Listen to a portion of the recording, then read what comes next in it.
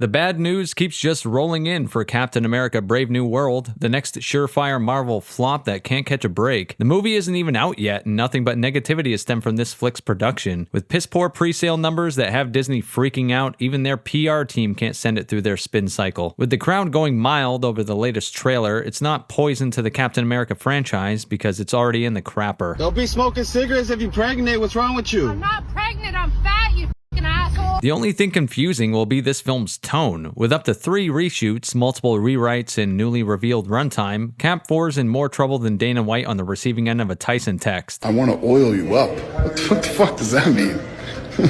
I made a video covering the troubled production of this surefire turd a couple months ago, but with more bad news being revealed and being a personal witness to Marvel Studios trying to hype it up and fail, there's just that much more to talk about. If this movie doesn't end up being the epitome of trash, I'll be as shocked as Natalie Portman in Garden State. Are you really retarded? No, I'm not. Cool. Great job, man. I mean, I thought you were really retarded. If Marvel decided to take after YouTubers and just release a documentary covering Cap 4's troubled production, it would most likely be more entertaining, cheaper to produce, and probably actually successful. There's not much to repeat from my previous video unless it's to lay groundwork for new points, so let's dig in, shall we? Before carrying on, a quick word about the sponsor of this video, and you don't have to watch it if you don't want to. I always timestamp these motherfuckers for your convenience, but if you do watch it, I fucking love you, baby! I've teamed up with Golden Nugget Online Casino to bring you some banger insane offers. Ready to roll the dice, hit the tables, or spin some slots? Golden Nugget Online Casino has you covered, where the only thing more exciting than the games is not having to get off your couch in order to play them. They have all your casino favorites right on your phone. Whether you're a slot superstar or a blackjack boss, Golden Nugget Online Casino has it all. All you have to do is sign up using my promo code MovieCynic, and new player deposits of $5 get a deposit match up to $1,000 in casino bonus funds. Match playthrough required. Plus, play $5 and get 250 casino spins on a featured game. And you don't even need to wear pants in order to win. Whether on their website or directly on the mobile app, signing up is easy. Just enter your email, pick a username, and add your phone number for additional security on those winnings, and then enter my promo code, and you're all set. And don't worry, what happens on Golden Nugget Online Casino doesn't stay there. I'm not saying your wife will find out, but with lightning fast withdrawals, you'll have access to your winnings almost instantly. Download the app right now and use my promo code to make any moment golden with the Golden Nugget Online Casino app. Special thanks to Golden Nugget Online Casino for sponsoring this video, and now back to it, baby.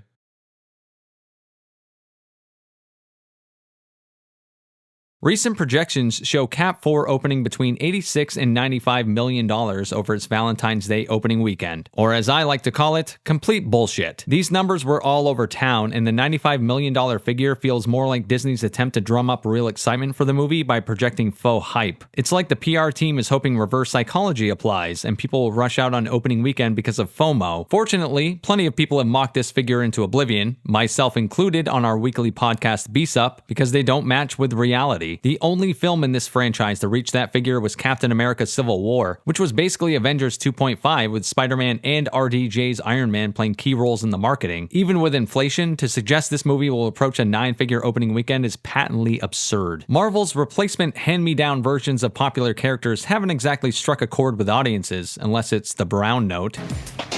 And you're a king if you caught that South Park reference. To suggest this movie will come close to touching a near $100 million opening weekend, even when taking inflation into consideration, is funnier than Prince playing guitar unplugged. After riding this bullshit wave for a week, new projections are showing Brave New World opening closer to the Eternals, or around $70 million.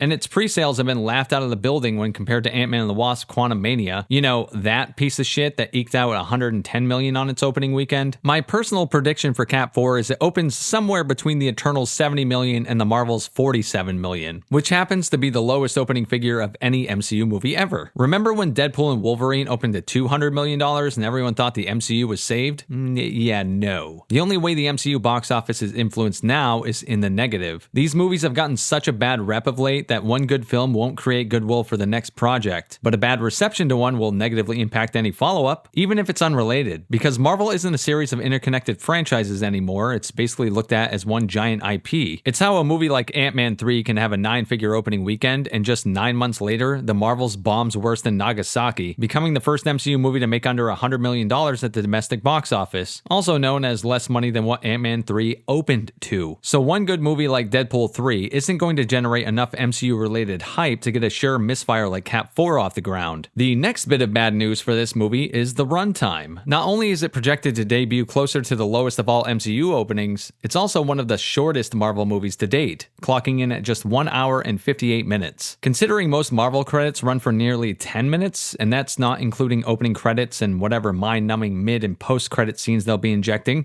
to try and make this movie mean something beyond Disney saving some face by not canceling the damn thing, this means the actual film itself will be a lean and mean hour and 40 minutes. But cynic you ask, how can you possibly predict a movie will be bad based on how long it is? That is a fair question, my friend, but a lot of people demanding less bloated movies with more meat than fat on their bones, something we can digest and get on with, an hour and a half sounds pretty damn good at first glance. A longer movie doesn't necessarily mean a better movie after all, but a shorter MCU movie does show what level of confidence the studio has in it, with the shorter Marvel runtime historically meaning a much shittier movie, especially over the last few years. Let me elaborate. Both Doctor Strange 2 and The Marvels were recent MCU flicks that were reshot multiple times and cut to hell in the editing room. The reasons for the reshoots varied, but simply put, the studio wasn't happy with the product they were getting, and neither were audiences in test screenings. So what to do? The studio's decision was to inject more and more money into these projects, rewrite them on the fly, and what you end up with is a choppy, incoherent piece of shit that looks exactly like what it is. 3 different movies morphed into one in an attempt to be as mass appealing as possible. Both those movies came clocking in with short runtimes, each well under 2 hours when removing credits and post-credit scenes, and this is exactly what's happening to Captain America 4. Marvel had little faith in Doctor Strange 2, so it was marketed with rug pull cameos of the X-Men, in particular Professor X, and The Marvels is a roadmap on how Cap 4 will fail, reshoot after reshoot, with its release date pushed back over and over. Speaking of those reshoots, Disney sees them as the answer to their problems, while they simultaneously create new ones. When you reshoot a movie, it causes a lot of issues. Consistency, for one, where actors look different from shot to shot because they had to come back in and actually physically look just a little different. Remember Doctor Strange's wig bouncing around in Doctor Strange 2? That same thing goes for Brie Larson's hair in The Marvels. It creates an editing nightmare for the crew. A major production already has to do an unbelievable amount of work to stay consistent day to day on the first shoot. Imagine having to make a film look consistent that's filmed 3 separate times over the course of 2 years. It's got to be an absolute nightmare, and it certainly is for the audience. The crew of a 9-figure budgeted movie definitely does a good job as any in Hollywood when it comes to keeping things looking right, but you can only do so much. Remember the nightmare that was Joss Whedon's cut of Justice League? Yeah, so do I. It haunts me in my fucking dreams. How Ben Affleck in one shot was clearly filmed by Snyder, and the next he looked like his wig barely fit and his face was bloated as fuck. Damn, that's fucking brutal. Sorry, Ben. No offense to Ben's well-known drinking problem, but it made for a difficult viewing experience when we just wanted to see if Whedon redeemed Batman's shitty Snyderverse version of the character. And who can forget the ridiculous anti-shave clause in Henry Cavill's movie contract? He was pulled away from filming Mission Impossible where he was sporting a Super Mario mustache, so they had to remove it with shitty CGI that was topped immediately by the internet. Justice League, Strange 2, The Marvels, they all had similar issues because of the reshoots. And not just the physical look of characters and backgrounds suffered, the editing of the films make them feel like disjointed messes because, let's face it, that's exactly what they are. At least with Strange 2 and The Marvels, we weren't looking at complete film rewrites. With Captain America 4, the film was rumored to have been literally rewritten from the ground up and shot 3 fucking times. They surely won't let shoot number 1 and 2 go to complete waste, which, unfortunately for the audience, means we'll be getting possibly the worst looking MCU movie ever, with edits and scenes being mashed together from what amounts to 3 movies. Anyone expecting such a thing to be coherent beyond a bunch of cutscenes smushed into movie format will most likely have a surprise in store for them on opening day. Another key factor playing in this film's future demise, the Captain America franchise is middle of the pack when it comes to box office receipts, at least in the wider context of MCU history. The original entry, Captain America the First Avenger, made just $370 million worldwide. It was a different world in 2011, with the character being a relative B-list hero at the time and China hadn't become a dominant box office force yet, so that sub $400 million gross was good for the time. However, even adjusted for inflation, that's a $500 million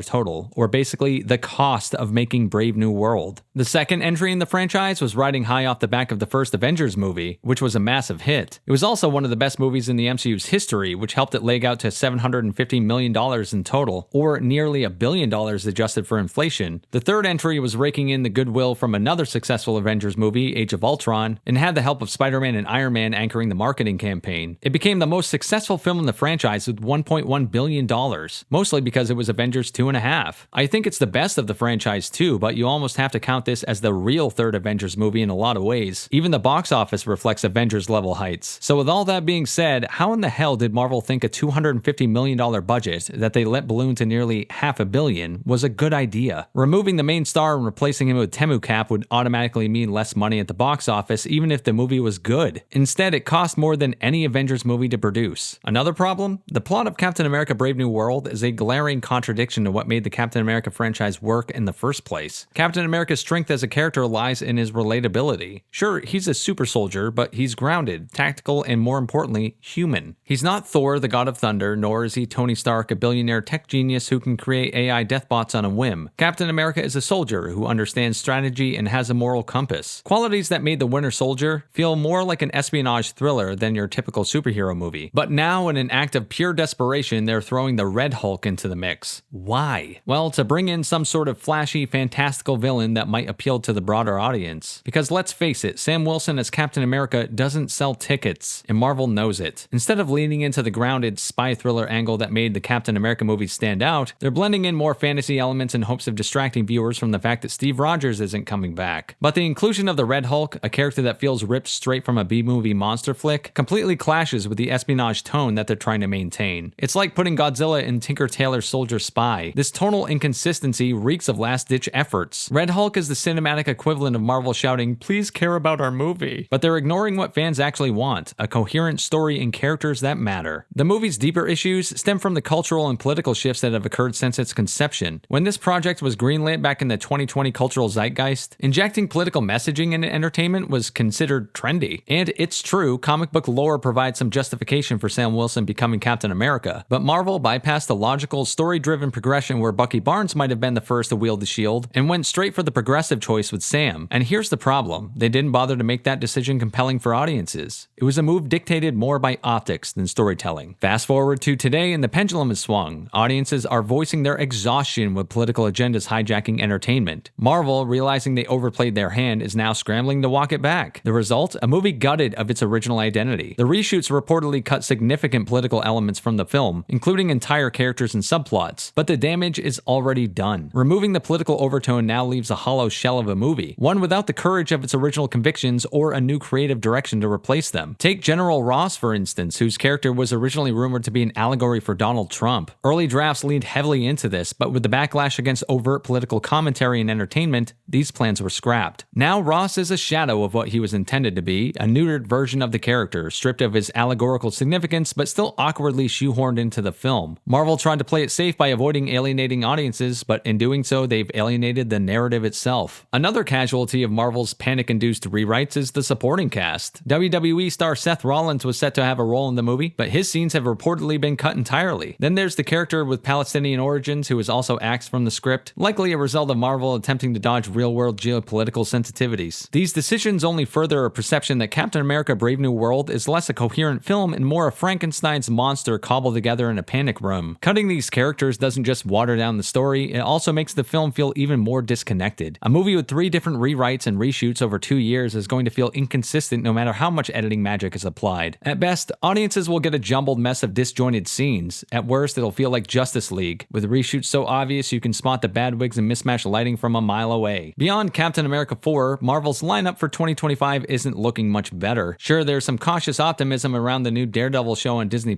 but let's be real, it's not going to save the MCU. Even Deadpool 3 featuring Wolverine couldn't spark a full-blown MCU renaissance. If Deadpool and Wolverine can't fix Marvel's sinking reputation, how could a Disney+ TV show? Then there's Thunderbolts coming in May. On paper, it's meant to be Marvel's Suicide Squad, a team of morally ambiguous anti-heroes. But without James Gunn at the helm and without the edgy charm Suicide Squad brought to the table, Thunderbolts risks being a bland rehash of Marvel tropes. It'll likely lean into the tired, found family dynamic we've seen in every Guardians of the Galaxy or Ant-Man movie, but without any of the wit or creativity that made those films tolerable. So Marvel is banking on Fantastic Four to be their saving grace for 2025, but history is not on their side. This will be the 3rd attempt to make the Fantastic Four relevant on the big screen, and audiences aren't exactly clamoring for it. The Fantastic Four might be A-list heroes in theory, but in practice, they've always been B-tier at best. Even with Marvel's track record, it's hard to imagine this reboot breaking the curse. And yet, Marvel is treating Fantastic Four like it's the key to saving the franchise, much like they treated Captain Marvel or the Eternals. If Fantastic Four flops, it's going to send an even bigger message to audiences. The MCU isn't the powerhouse it once was, something we already know. The final nail in Marvel's 2025 coffin might just be Ironheart. This long-delayed Disney Plus series has disaster written all over it. If Captain America 4 sets the tone for a year of mediocrity, Ironheart will drive it home with a thud. The series has been shelved for years, reportedly because Marvel knows it's bad. They're releasing it anyway because they've sunk too much money into the project to let it rot forever. But if the reception is anything like the Marvels, expect Ironheart to be one of the biggest failures in MCU history. When all is said and done, Captain America Brave New World is shaping up to be yet another misstep in a string of Marvel misfires. It's emblematic of the larger issues plaguing the MCU: overblown budgets, poorly thought out political messaging, and a lack of creative direction. This movie isn't just a test for the Captain America franchise, it's a litmus test for Marvel's ability to stay relevant in a world that seems increasingly disinterested in what they have to offer. If this is the best they can do in 2025, it's going to be a very long year for Marvel Studios.